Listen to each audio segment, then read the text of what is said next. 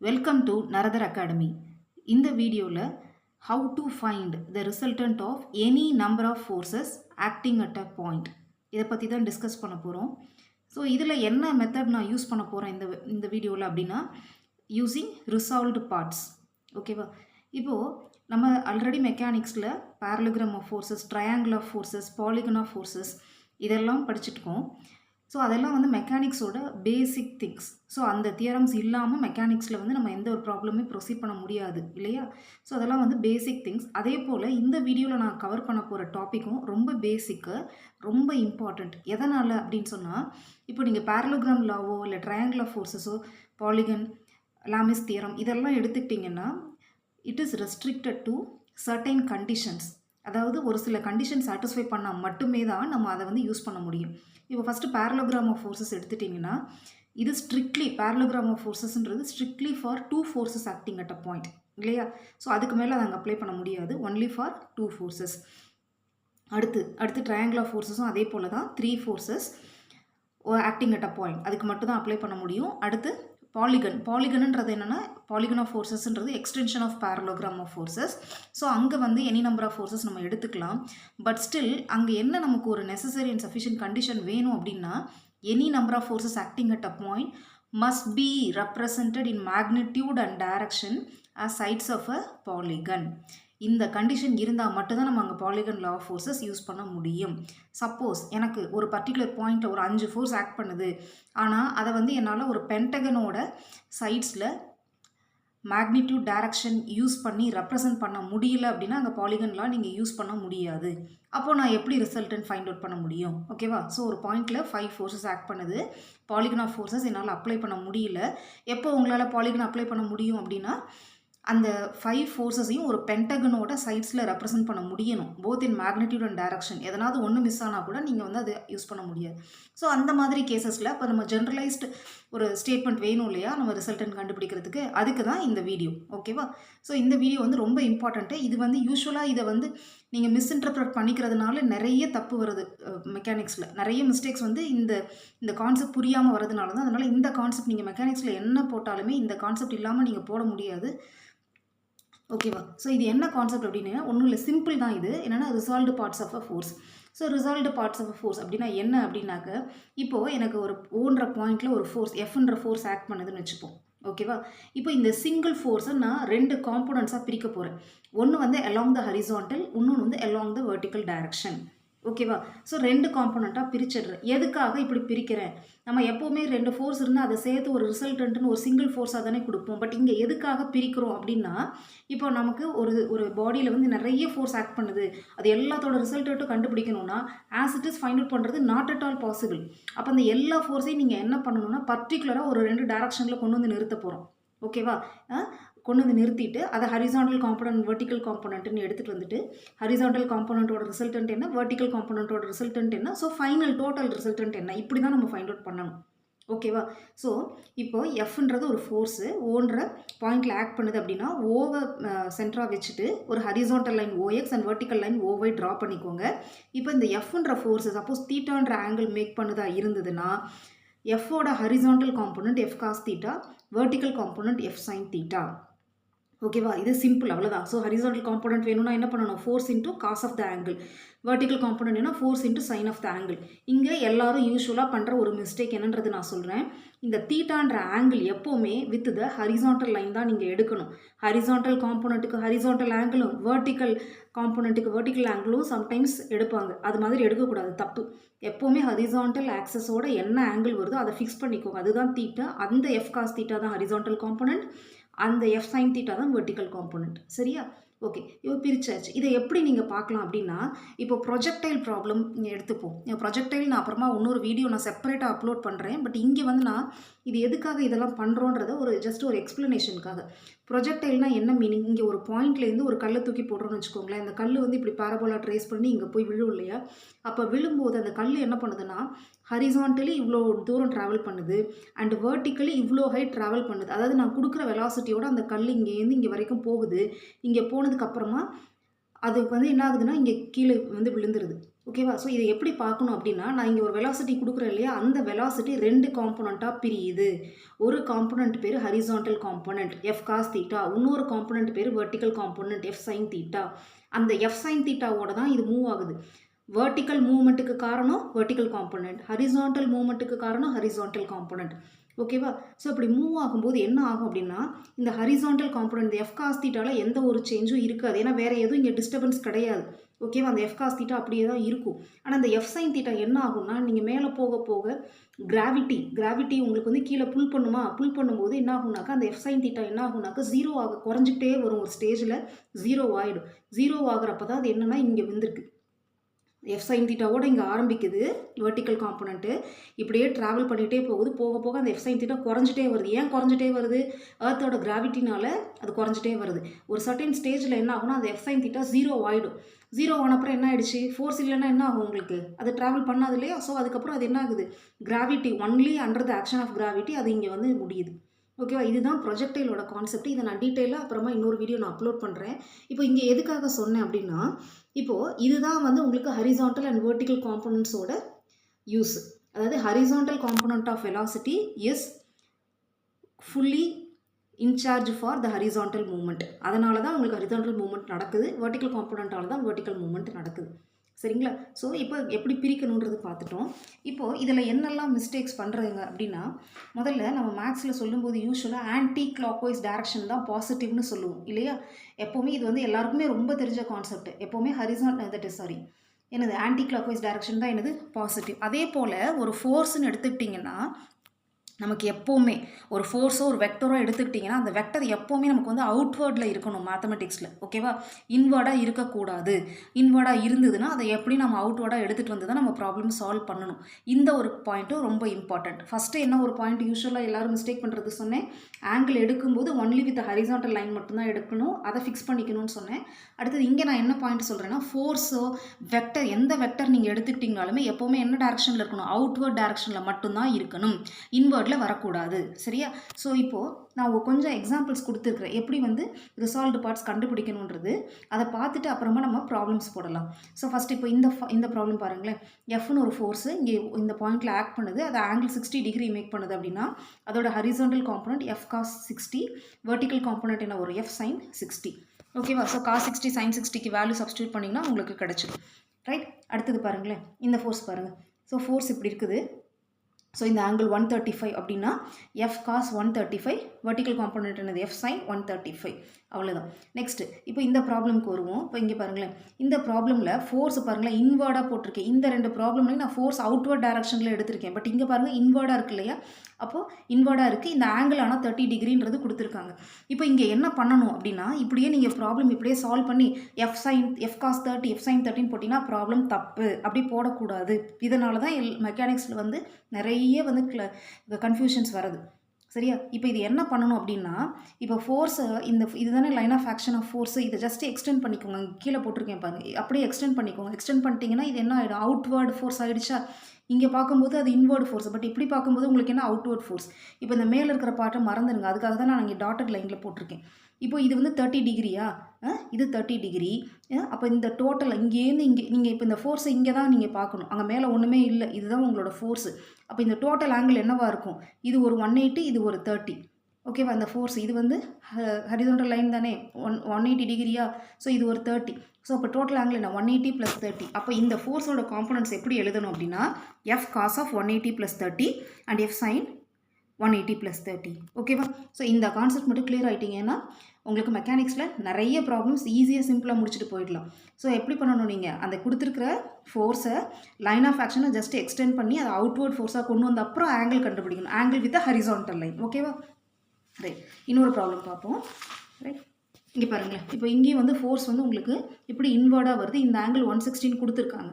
இப்போ நீங்கள் என்ன பண்ணணும்? இதை அப்படியே ஜஸ்ட் எக்ஸ்டெண்ட் பண்ணி விட்டுக்கோங்க. அவ்வளோதான், எக்ஸ்டெண்ட் பண்ணி விட்டாச்சு. பட் இப்போ இதோட ஆங்கிள் கண்டுபிடிக்கணும் இல்லையா? ஆங்கிள் எப்போவுமே கண்டுபிடிக்கணும்னா நீங்கள் இந்த பாசிட்டிவ் எக்ஸ் ஆக்சஸ்லேருந்து ஆரம்பித்து தான் நீங்கள் ஃபோர்ஸ் தொடணும். அப்போ இதுதான் உங்களோட ஆங்கிள். ரைட்டா? ஸோ இந்த ஆங்கிள் ஆல்ரெடி 160ன்றது தெரியும். அப்போ இந்த டோட்டல் ஆங்கிள் என்னவா இருக்கும்? 180 + 160. ஸோ அப்போ இதோட காம்போனன்ட்ஸ் என்னது? f cos of 180 + 160 and vertical component f sin of 180 + 160. ஓகேவா? புரிஞ்சிருக்கணும்னு நினைக்கிறேன். திரும்ப திரும்ப இதே போட்டு பாருங்கள். இதை போட்டு பார்த்தீங்கனாலே ஆல்மோஸ்ட் மெக்கானிக்ஸில் நீங்கள் வந்து ஒரு கிளியர் ஐடியா என்னன்றது உங்களுக்கு வந்து கிடைச்சிரும். Right. Next theorem on resolved parts. இப்போ இதை யூஸ் பண்ணி தான் நம்ம ப்ராப்ளம்ஸ் போட போகிறோம். The algebraic sum of resolved parts of a number of forces acting in any direction is equal to resolved parts of the resultant in the same direction. இப்போது இது என்னோட சிஸ்டம். இதில் வந்து நிறைய n number of forces act பண்ணுதுன்னு வச்சுப்போம். P1, P2, P3 etcetera up to Pn. n number of forces acting. Each forces making angle θ1, θ2 etcetera θn with the horizontal line. ரைட்டா? இப்போது என்ன சொல்கிறோம் அப்படின்னா, இந்த ஒரு ஃபோர்ஸுக்கும் நம்ம வந்து ஹரிசான்டல் வெர்டிக்கல் காம்போனன்ட் கண்டுபிடிப்போம் இல்லையா? அது என்ன வரும்? P1 cos θ1, P1 sin θ1, P2 cos θ2, P2 sin θ2 etcetera. இப்போது இந்த ஹரிசான்டல் காம்போனன்ட்ஸே ஒரு n காம்போனன்ட்ஸ் இருக்கும், வெர்டிக்கல் காம்போனன்ட்ஸ் n இருக்கும். இந்த ஹரிசான்டல் காம்போனன்ட்ஸ் எல்லாம் ஆட் பண்ணிங்கன்னா that is equal to horizontal component of the resultant R. Rன்றது என்னது? P1, P2 etcetera Pn. n ஃபோர்ஸஸோட ரிசல்டன்ட். அதே போல் vertical component R sin θ equal to P1 sin θ1 plus P2 sin θ2 plus etc. Pn sin θn. And magnitude of the resultant R equal to root of x square plus y square. Xன்றது என்னன்னா R cos θ, Yன்றது R sin θ and θ equal to tan inverse of y by x. Problem போடும்போது இன்னும் கொஞ்சம் புரியும். So இதை use பண்ணி தான் நம்ம problems எல்லாமே சால்வ் பண்ண போகிறோம். அடுத்தது கண்டிஷன் ஃபார் ஈக்லிபிரியம். இப்போ இந்த மாதிரி சுச்சுவேஷனில் எப்படி வந்து ஈக்லிபிரியம் அட்டைன் பண்ணுறது அப்படின்னு பார்த்தீங்கன்னா, ஒரு வந்து கிவன் சிஸ்டம் ஆஃப் ஃபோர்ஸஸ் எப்போ ஈக்லிபிரியமாக இருக்கும்னா அதோட ஹரிசான்டல் காம்போனன்ட்டும் அல்ஜிப்ரிக் சம் ஆஃப் ஹரிசான்டல் காம்போனன்ட்டும் 0வாக இருக்கணும், அல்ஜிப்ரிக் சம் ஆஃப் வெர்டிக்கல் காம்போனன்ட்டும் 0வாக இருக்கணும். இருந்தால் மட்டும்தான் ஃபோர்ஸ் வந்து என்னது? ஈக்லிபிரியம். இல்லை ஏதாவது ஒன்று வந்து நான் 0வாக இருந்தாலும் ஃபோர்ஸ் வந்து ஈக்லிபிரியம் கிடையாது. Okay right. இப்போ ப்ராப்ளம்ஸ் பார்க்கலாம். Find the magnitude and direction of resultant of three coplanar forces P, 2P, 3P acting at a point and inclined mutually at an angle of 120 degree. இப்போ இந்த ப்ராப்ளமில் 3 forces இருக்குது. ஒன்னோட magnitude என்னது? P, 2P, 3P. ரைட்டா? இப்போ மூணுமே mutually ஒன்றுக்கும் எந்த 2 ஃபோர்ஸ் எடுத்திங்கனாலும் அதுக்கு நடுவில் இருக்கிற ஆங்கிள் என்ன சொல்லியிருக்கிறாங்க? 120 டிகிரி. இதோட ரிசல்டன்ட் கேட்குறாங்க. ரைட்டா? ஸோ இப்போ நான் என்ன பண்ணுறேன்னாக்கா, முதல்ல எக்ஸ் ஆக்சிஸ் ஒய் ஆக்சிஸ் போட்டுக்கிறேன். எப்போவுமே இது போல் கொடுக்கும்போது ஒரு ஃபோர்ஸாக அலாங் த ஹரிசான்டல் லைன் எடுத்துக்கிட்டிங்கன்னா கொஞ்சம் சிம்பிளிஃபிகேஷன் ஈஸியாக இருக்கும். ஸோ அதனால் நான் பியை வந்து அலாங் த ஹரிசான்டல் லைன் எடுத்துக்கிறேன். ஓகேவா? அடுத்த ஃபோர்ஸ் வந்து இதுலேருந்து ஒரு 120 டிகிரியில் தானே எடுக்கணும். ஸோ அப்போ இங்கே எடுத்துக்கிறேன். ஸோ 120 டிகிரியில் 2P. அடுத்து இங்கேருந்து ஒரு 120 டிகிரியில் 3P எடுத்துக்கிறேன். ரைட்டா? ஓகே. ஸோ 120, இங்கே ஒரு 120, இங்கே ஒரு 120. ஸோ அப்போ ஆப்வியஸ்லி இதுவும் என்னவாக இருக்கும்? 120. ஸோ டோட்டல் டிகிரி என்னது? 360 வந்துருச்சு இல்லையா? ஓகே. இப்போது P வந்து ஹரிசான்டலாக தான் இருக்குது. ஸோ அப்போ it makes angle 0 with horizontal line. அடுத்தது 2P மேக்ஸ் 120 டிகிரி. அடுத்தது 3Pக்கு என்ன ஆங்கிளாக இருக்குன்னு பார்த்தீங்கன்னா 240 இருக்கும். ஏன்னா ஆல்ரெடி இங்கே ஒரு 120, இங்கே ஒரு 120. அப்போ டோட்டல் ஆங்கிள் என்னவாக இருக்கும்? 240 டிகிரி. ஸோ அப்போ ஹரிசான்டல் காம்போனன்ட் உங்களுக்கு என்ன வரும்? P cos 0 plus 2P cos 120 plus 3P cos 240. ஓகேவா?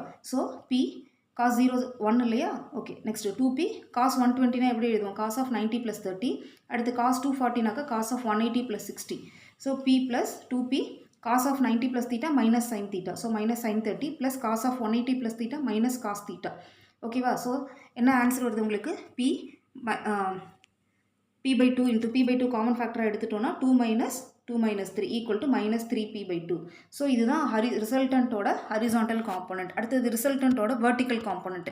என்ன பண்ணணும்னாக்கா இந்த ஸ்டேட்மெண்ட் எழுதியிருக்கீங்க இல்லையா? இங்கே இருக்கிற காசுக்கு பதிலாக சைன் போடணும். அவ்வளோதான். அதே ஆங்கிள் தான். ஸோ P cos 0வா இங்கே P sin 0. இங்கே 2P cos 120வா இங்கே 2P sin 120. இங்கே 3P cos 240, இங்கே 3P sin 240. சப்ஸ்டியூட் பண்ணிவிட்டு வேல்யூஸ் ஃபைண்ட் அவுட் பண்ணுறோம். ஃபைண்ட் அவுட் பண்ணோன்னா இங்கே என்ன வருதுன்னா -√3 by 2P வருது. So XY horizontal component of the resultant and vertical component of the resultant கண்டுபிடிச்சாச்சு.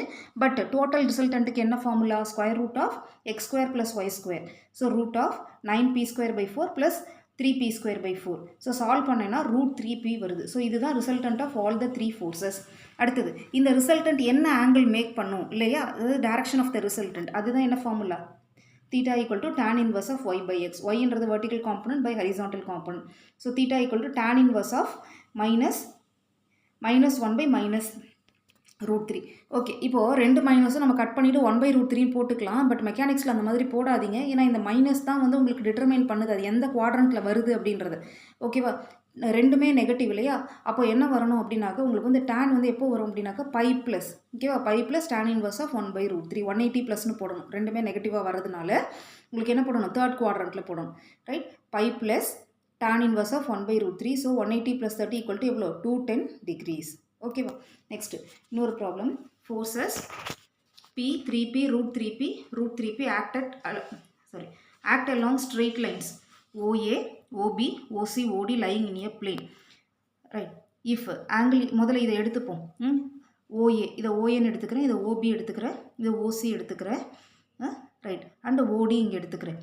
இப்போ ஆங்கிள் AOB என்ன கொடுத்துருக்காங்க? ஆங்கிள் AOB வந்து 60 டிகிரி, BOC வந்து 90 டிகிரி, COD வந்து எவ்வளோ? 120 டிகிரி. ஸோ அதுக்கேற்ற போல் எடுத்துகிட்டு ஃபோர்ஸஸ் மார்க் பண்ணிக்கிறோம்.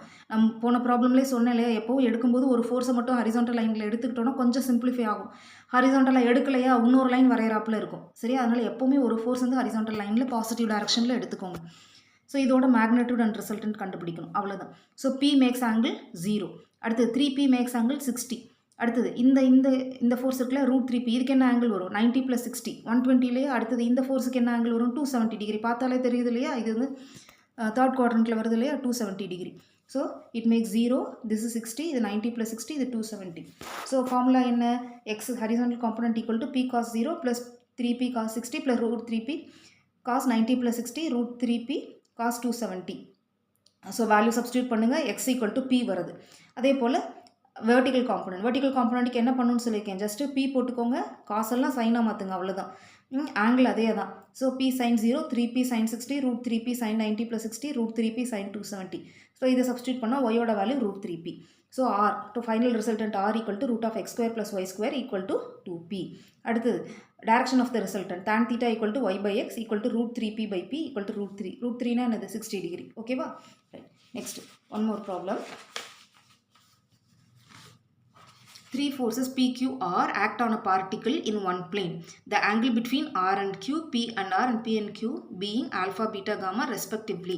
Show that the resultant is.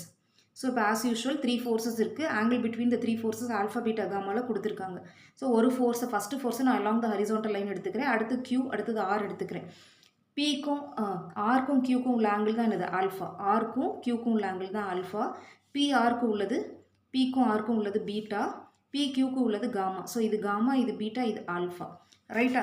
So அப்போது Pயோட ஆங்கிள் cos 0, Qவோட ஆங்கிள் என்ன வரும்? Qவோட ஆங்கிள் என்ன வரும் உங்களுக்கு? காமா. ஓகேவா? அடுத்தது ஆரோட ஆங்கிள் என்ன வரும்? ஆல்ஃபா. சரி, ஆரோட angle beta. Right? So solve பண்ணுங்கள். x equal to P cos 0 + Q cos gamma + R cos beta. So equal to P + Q cos gamma + R cos beta. அடுத்தது y component, vertical component. y equal to P sin 0 + Q sin gamma + R sin beta equal to Q sin gamma + R sin beta. இதுக்கு மேலே simplify பண்ண முடியாது. So டேரெக்டாக final resultant R equal to √(x² + y². So இது ரெண்டையும் square பண்ணி add பண்ணுங்கள். So என்ன வரும்? P². ஸோ இது A + B + C ² ஃபார்முலா இல்லையா? ஸோ அந்த ஃபார்முலாவில் எக்ஸ்பேண்ட் பண்ணிக்கோங்க. எக்ஸ்பேண்ட் பண்ணிவிட்டு இங்கே பாருங்கள் Q² cos² gamma, Q² sin² gamma. So it is equal to Q². அடுத்து R² cos² beta + R² sin² beta equal to R².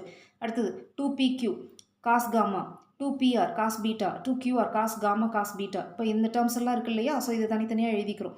Right? எழுதின அப்புறமா இப்போ இது ரெண்டும் அப்படியே இருக்கட்டும். cos beta cos gamma. இது பாருங்களேன், cos A cos B + sin A sin B formula இருக்கு இல்லையா? So this is nothing but cos of A - B formula.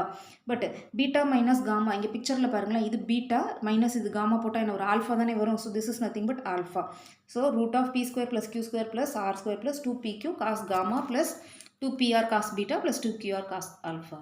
Okay, right. Next, last problem. Forces acting on a point are represented in magnitude and direction by AB, 2BC, 2CD, DA and DB, where ABCD is a square. Show that the forces are in equilibrium. ஓகேவா? இது maybe நமக்கு வந்து 4 force இருக்குது, 5 force இருக்குது. 5 ஃபோர்ஸில் வந்து 4 force வந்து along the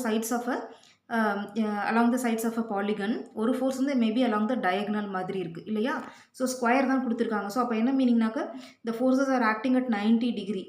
ஒரு force மட்டும் along the diagonal இருக்குது. இப்போ ஈக்லிபிரியம் நம்ம ஷோ பண்ணணும்.